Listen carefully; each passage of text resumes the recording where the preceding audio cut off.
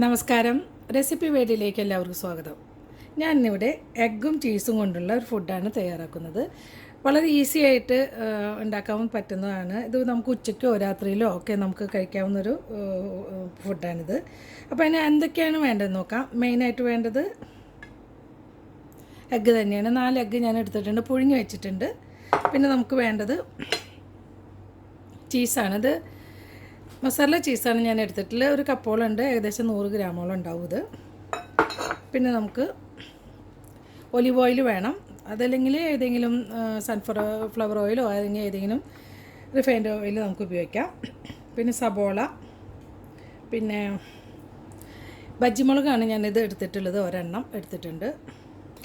സബോള ഇത്രയും വലുപ്പത്തിലുള്ള ഒരെണ്ണമാണ് ഞാൻ എടുത്തിട്ടുള്ളത്, ഒരു മീഡിയം സൈസ്, ഒരുപാട് വലുതല്ല. പിന്നെ ഒരു ചെറിയ ക്യാപ്സിക്കം എടുത്തിട്ടുണ്ട്, ഒരു റെഡ് കളർ ക്യാപ്സിക്കം ഹാഫ് എടുത്തിട്ടുണ്ട്. പിന്നെ വെളുത്തുള്ളി എടുത്തിട്ടുണ്ട്, 3 അല്ലിയാണിത്, ചൈനീസ് വെളുത്തുള്ളിയാണ്. ചെറുതാണെങ്കിൽ നിങ്ങൾ ഒരു ടേബിൾ സ്പൂണോളം കണക്കാക്കിയിട്ട് എടുത്താൽ മതിയാവും. ഇത്രയാണ് നമുക്ക് വേണ്ടത്. അപ്പോൾ നമുക്കിത് എങ്ങനെയാണ് തയ്യാറാക്കുന്നത് നോക്കാം. സ്റ്റവ് ഞാനിവിടെ ഓൺ ചെയ്തിട്ടുണ്ട്. നമുക്കിതിലോട്ട് ഒരു 2 ടേബിൾ സ്പൂണോളം ഒലിവ് ഓയിൽ ഒഴിച്ച് കൊടുക്കാം.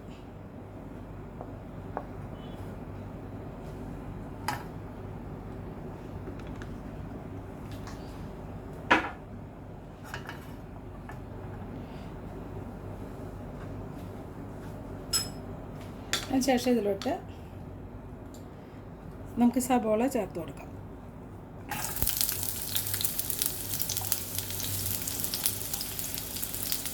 സബോളയൊന്നും ഒരുപാട് നമ്മൾ ചിക്കൻ കറിക്ക് അരിയണ പോലെ ഒരുപാട് കട്ടിയിൽ അരിഞ്ഞു കൊടുത്തിട്ടില്ല. കണ്ടോ, ഈ ഒരു ഇതിലാണ് അരിഞ്ഞു കൊടുത്തിട്ടുള്ളത്.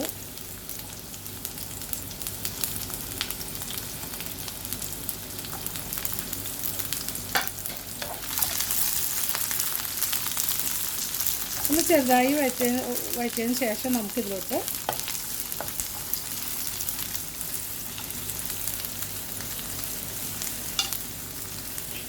ക്യാപ്സിക്കം ഇട്ട് കൊടുക്കാം. അത് രണ്ടും നമുക്ക് ചേർത്തിട്ട് കൊടുക്കാം. ഇതെല്ലാം ഒന്ന് വാടേണ്ട ആവശ്യമേ ഉള്ളൂ. നമുക്കിതിലോട്ട് വെളുത്തുള്ളി ചേർത്ത് കൊടുക്കാം.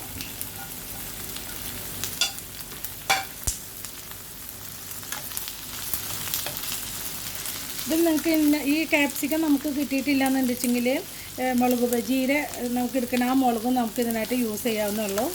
അപ്പോൾ നമുക്കിത് ക്യാപ്സിക്കം കിട്ടിയില്ല എന്ന് വെച്ചിട്ട് വിഷമിക്കൊന്നും വേണ്ട. അതുപോലെ റെഡ് ക്യാപ്സിക്കം വേണമെന്ന് ഒരു നിർബന്ധമില്ല. പിന്നെ ഇതിൽ നമുക്ക് ഇഷ്ടമുള്ള ക്യാരറ്റോ അല്ലെങ്കിൽ പിന്നെ നമുക്ക് കാബേജോ ഒക്കെ നമുക്കിതിലോട്ട് ഇഷ്ടമുള്ള വെജിറ്റബിൾ നമുക്കിതിൽ ചേർക്കാവുന്നതാണ്. നമുക്കിതിലോട്ട് ഒരു നുള്ളു ഉപ്പിട്ട് കൊടുക്കാം. ഒരു നുള്ളു ഇട്ട് കൊടുക്കുന്നുള്ളൂ.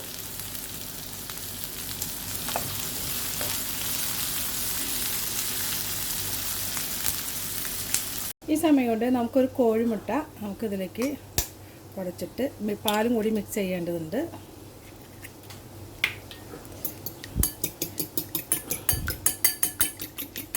ഇത് നന്നായി അടിച്ചതിന് ശേഷം ഇതിലേക്ക് നമുക്ക് മൈദപ്പൊടിയോ അല്ലെങ്കിൽ കോൺഫ്ലവറോ നമുക്ക് ചേർക്കാവുന്നതാണ്.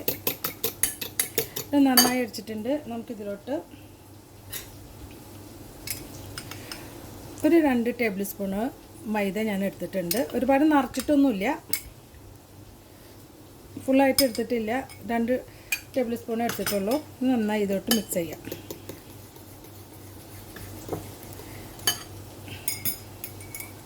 ഇതിനോടൊപ്പം നമ്മൾ 1 കപ്പ് പാൽ എടുത്തിട്ടുണ്ട്, അത് ഇതിലേക്ക് കുറേശ്ശായിട്ട് ഒഴിച്ചു കൊടുത്ത് മിക്സ് ചെയ്യണം. നമുക്ക്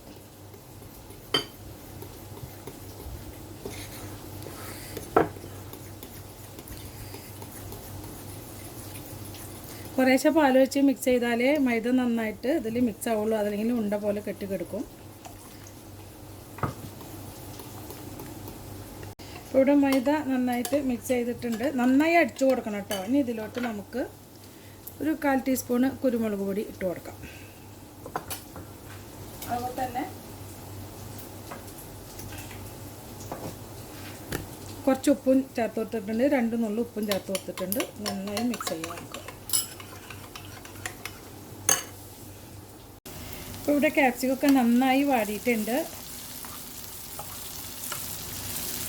അപ്പോൾ ഇതെല്ലാം ഇതേപോലെ ഒന്ന് ഒരേപോലെ ലെവലാക്കുന്നത്. ഒരു 5 മിനിറ്റോളം ഞാൻ മീഡിയം ഫ്ലെയിമിലാണിത് ഇളക്കിയിട്ടുള്ളത്. ഒരുപാട് തീ കൂട്ടിയിട്ട് കൊടുക്കേണ്ട, ഫ്ലെയിം നന്നായി കുറയ്ക്കണം.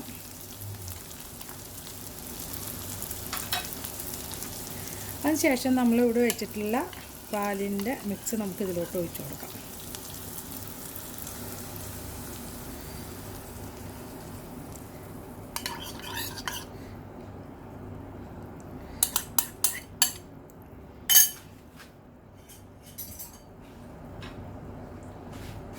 അതിന് ശേഷം നമ്മൾ ഈ മുട്ട ഞാൻ പകുതിയാക്കിയിട്ടുണ്ട്, നമുക്കിതിൽ വെച്ച് കൊടുക്കാം.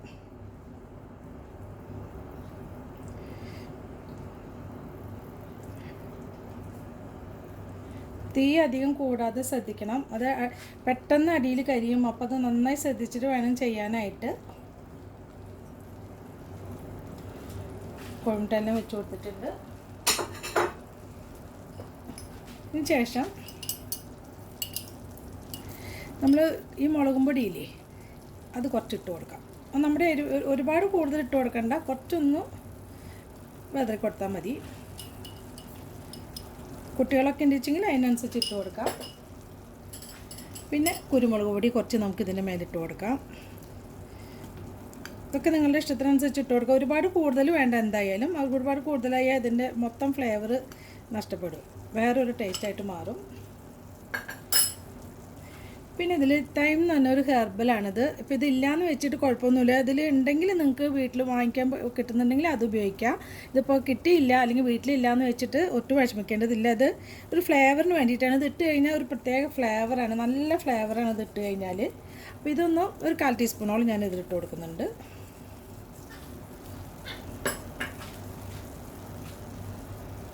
ഇനി നമുക്ക് ഇട്ട് കൊടുക്കാനുള്ളത് ചീസാണ്.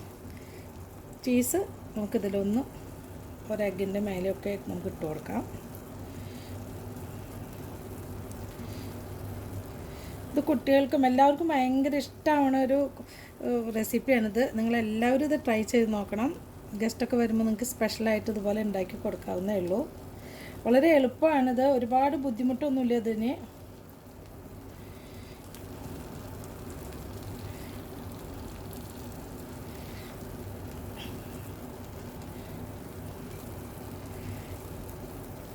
നമ്മളെല്ലാം ഇട്ട് കൊടുത്തിട്ടുണ്ട്. ഇതിന് ശേഷം കുറച്ച് ഉപ്പ് ഞാൻ ഇതിനോട്ട് വെതറി കൊടുക്കുന്നുണ്ട്. വളരെ കുറച്ച് കേട്ടോ, നിങ്ങൾ ഇട്ട് കൊടുക്കുമ്പോൾ ശ്രദ്ധിക്കണം.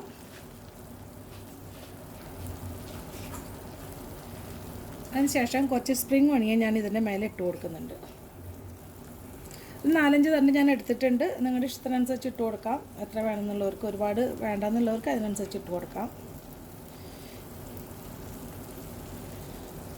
നല്ലൊരു ഫ്ലേവർ കൊടുക്കുന്നതാണ് ഈ സ്പ്രിംഗ് ഓണിയൻ. തീ നന്നായി ശ്രദ്ധിക്കണം, വളരെ ചെറുതിലിട്ട് കൊടുക്കണം. കൂടുതലിട്ട് കൊടുക്കാൻ ഉണ്ടെങ്കിൽ പെട്ടെന്ന് അരിക്ക് കരിഞ്ഞു പിടിക്കും. അപ്പോൾ നമുക്കിതൊന്ന് മൂടി വയ്ക്കാം.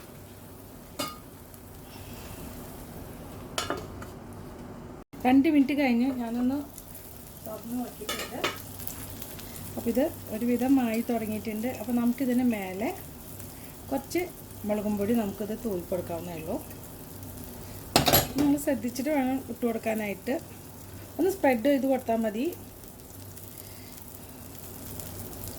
കുഞ്ഞുങ്ങളുള്ളവർക്ക് നിങ്ങൾക്ക് മുളകും പൊടി ഇട്ട് കൊടുക്കേണ്ട ആവശ്യമില്ല. അപ്പോൾ അത് കുട്ടികൾക്കൊക്കെ എരിവ് ഉണ്ടാവും. ഇത് കാശ്മീരി ചില്ലി പൗഡറാണ് കേട്ടോ അത്. വീണ്ടും നമുക്കൊന്ന് മൂടി വയ്ക്കാം. ഒരു 2 മിനിറ്റ് കൂടെ കഴിഞ്ഞിട്ടുണ്ട്. നമുക്ക് സ്റ്റൗ ഓഫ് ചെയ്യാം. അതിന് ശേഷം ഇതൊന്നുകൂടി മൂടി വയ്ക്കാം. ഒരു 2-3 മിനിറ്റ് ഇതുപോലെ തന്നെ മൂടിയിരുന്നതിന് ശേഷം നമുക്കിത്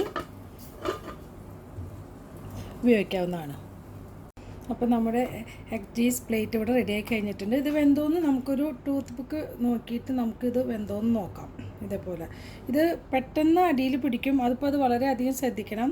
ഒന്നുകിൽ നമ്മൾ കേക്കൊക്കെ ബേക്ക് ചെയ്യുന്ന പോലെ അടിയിലൊരു പ്ലേറ്റ് വെച്ചിട്ട് അതിന് മേലെ ഒരു അലുമിനിയത്തിൻ്റെ പ്ലേറ്റ് മൂടി വെച്ചിട്ട് അതിന് മേലെ നമുക്കിത് ഫ്രൈ പാൻ വെച്ചിട്ട് ഇത് തയ്യാറാക്കാവുന്നേ ഉള്ളൂ. അപ്പോൾ നമുക്കിത് സെർവിങ് പ്ലേറ്റിലോട്ട് മാറ്റാം. ഇത് കുറച്ചൊന്ന് ചൂടാറിയതിന് ശേഷം നമുക്കൊരു പ്ലേറ്റിലോട്ട് മാറ്റാം. അതല്ലെങ്കിൽ ഇതിൽ നിന്ന് എടുക്കുമ്പോൾ പെട്ടെന്ന് പൊട്ടിപ്പോകാൻ സാധ്യതയുണ്ട്. അപ്പോൾ അത് എല്ലാവരും ട്രൈ ചെയ്ത് നോക്കണം. അടുത്ത നല്ലൊരു റെസിപ്പി ആയിട്ട് എത്തുന്നവരെ താങ്ക് യു.